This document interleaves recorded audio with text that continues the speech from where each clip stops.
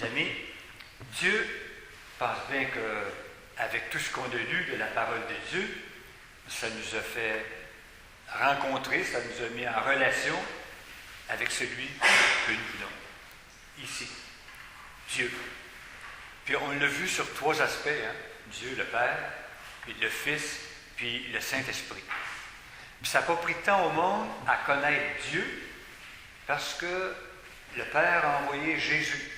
Jésus est venu nous parler de son Père, puis de nous apprendre aussi à l'aimer. Puis quand, au bout de sa route, Jésus a dit à ses apôtres, puis aux disciples, hein, maintenant, ma tâche est terminée, c'est la vôtre. Allez dans toutes les nations, allez partout, sortez, restez pas ici, allez partout, portez ce message-là de Dieu que je vous ai fait connaître.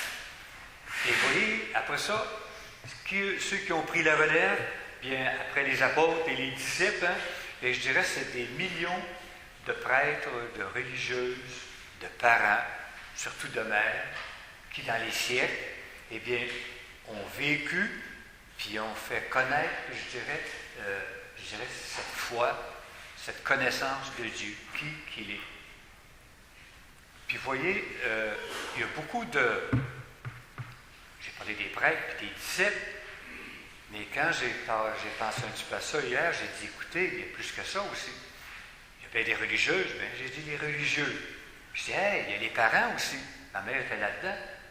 Parce que si je n'avais pas eu ma mère pour m'expliquer, m'enseigner, ben, je ne sais pas ce que je serais, hein, je ne sais pas qu'est-ce que j'aurais appris. Je ne parle pas de mon père, là. Mon père, lui, c'était son témoignage qui a parlé. Parce que mon père allait régulièrement à la messe, puis il communiait une fois par année dans ce temps-là. Là, je parle de quoi? De 100 ans quasiment passés, hein? Ben, c'était leur façon de faire. Ils ne se trouvaient pas assez purifiés pour communier. Communier, c'était rare.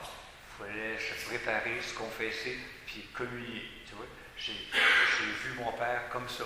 Il a témoigné, il me l'a appris de cette façon-là. Mais ma mère, c'est par son enseignement plus proche, hein, parce que mon père travaillait.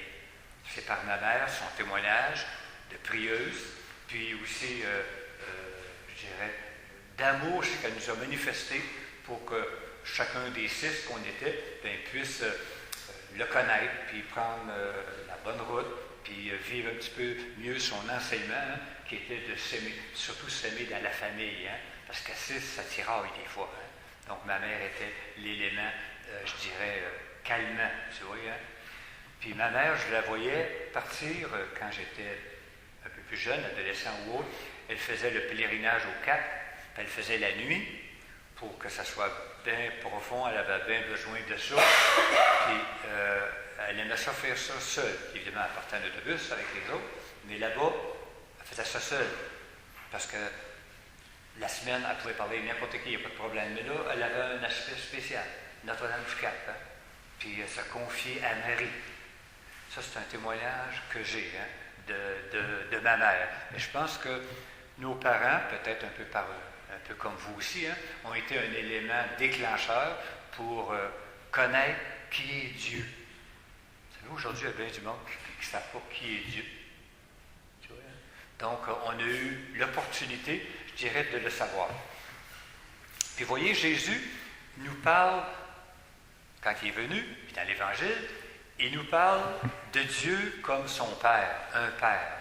Un Père qui est prêt à tout donner, puis à aimer immensément, puis à pardonner aussi. Dieu est, pour ça qu'on dit de notre Père. Dieu est Père. Puis Jésus lui-même a parlé de lui, il a dit qu'il était le Fils de Dieu. Le Père l'avait envoyé pour le faire connaître, puis parler de lui, pour que les gens le connaissent, puis qu'ils vivent aussi de sa parole, de son enseignement. Le règne de Dieu, le désir de Dieu, c'est que le monde s'aime. Que ses enfants s'aiment les uns les autres. C'est un peu ce que, pas juste un peu, c'est tout ça que Jésus est venu enseigner aux gens. Puis que d'autres ont pris la relève pour l'enseigner à d'autres. C'est ce que nous faisons tous, chacun de nous, chacun aussi, je dirais, à notre façon. Puis Jésus, avant de partir, il a dit à ses apôtres, je pars. Mais inquiétez-vous pas, je vous laisse je vais vous envoyer l'Esprit Saint, l'Esprit de Dieu, qui va venir vous accompagner dans votre travail, dans votre enseignement, puis dans ce que vous direz pour que les gens puissent connaître qui est Dieu. Tu vois, l'Esprit de Dieu. Puis vous voyez, dernièrement, dans les fêtes qu'on a vécues, bien, on a passé, je dirais, un petit peu Dieu le Père, on a pensé au Fils qui était ressuscité, puis à l'Esprit Saint, dimanche passé, c'était la Pentecôte. La Pentecôte, l'Esprit de Dieu qui descend sur les apôtres pour pas qu'ils soient peureux. Ils étaient peureux, les apôtres. Ils étaient tous enfermés, barrés à la peur des Juifs. Ils ne sortaient pas. Jésus était obligé de prendre les grands moyens pour les convaincre, leur apparaître, puis leur dire, sortez, allez de par le monde. L'Esprit Saint va vous aider. Tu vois, c'est un peu ce que nous avons vécu dans la liturgie depuis un certain temps. Vous voyez, au début de la messe, tout à l'heure, j'ai dit le signe de la croix, c'est pas pour tout de suite. C'est à ce moment-ci que je voulais. Vous voyez, quand on fait le signe de la croix, d'abord c'est la croix de Jésus, on sait qu'il a vécu et il est mort dessus, hein? Mais on l'a fait au nom du Père, le Fils et le Saint-Esprit. Des fois, on ne les nomme pas. Moi, je trouve que c'est bien important de les nommer. Des fois, on fait ça, là, on ne les nomme pas. Je pense que c'est important de les nommer. Apprendre à être intime, nous aussi, à être familier avec eux autres, puis nommer le nom. C'est pour ça que j'aimerais le refaire ensemble ce matin. Pas en votre nom, que chacun en son nom le fasse. OK? Puis en les nommant. Si vous ne le faites pas tout fort, pas de problème, faites-les dans votre cœur. Je respecte tout ça, puis c'est normal. Correct? Du Père, du Fils, du Saint-Esprit.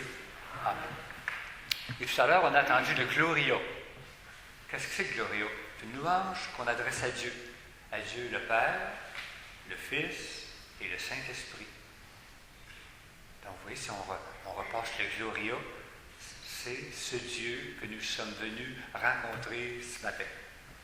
Puis aussi tout à l'heure, après le petit bout d'homélie que je fais, l'enseignement que je fais, eh bien, on va dire, on fait la profession de foi. C'est quoi?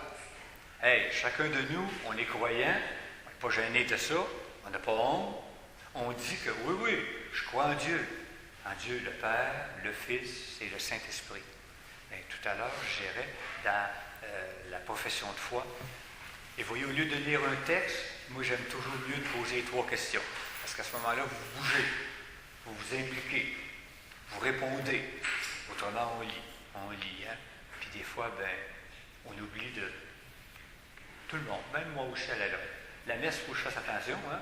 Je fais ça à tous les jours, je fais ça à tous les dimanches, puis des fois 2, 3 par dimanche. À un moment donné, on m'a demandé, je travaille, je fais ça. À un moment donné, il faut que je m'implique plus que ça, Moudou. Il faut que je vienne ici avec mon cœur, puis avec ma foi, puis pas mettre d'habitude là-dedans non plus. Hein. J'ai à me brosser, comme vous autres les fois. Donc, si vous voulez vous lever, on va faire ensemble la profession de foi.